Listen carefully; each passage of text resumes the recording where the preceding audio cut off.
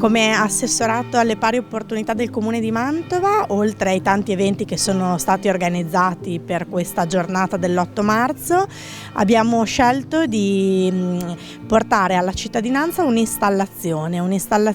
in pieno centro storico, alle Pescherie di Giulio Romano, un'installazione floreale che vuole riprodurre un giardino in fiore, quindi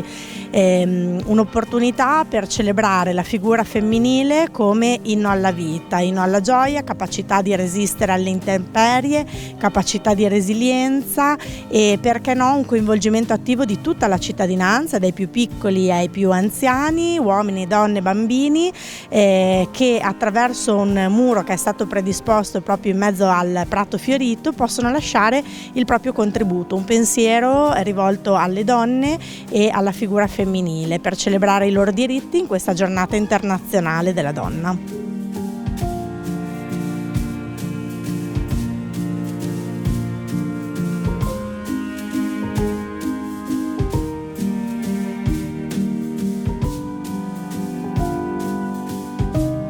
Abbiamo colto l'invito da parte dell'amministrazione comunale, in particolare dell'assessore Chiara Sortino, l'assessore alle pari opportunità e al welfare, di commemorare questo 8 marzo 2024, giornata internazionale dei diritti della donna, e ci piaceva appunto l'idea di portare dei fiori giganti sostanzialmente qua in centro, sotto le pescherie, dove in questo momento di verde non ce n'è, e quindi ci piaceva dare questo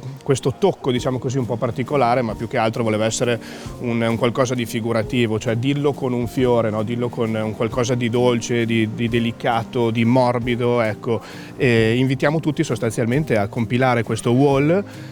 con una frase, con un pensiero rivolto a tutte le donne chiaramente che festeggiamo quotidianamente.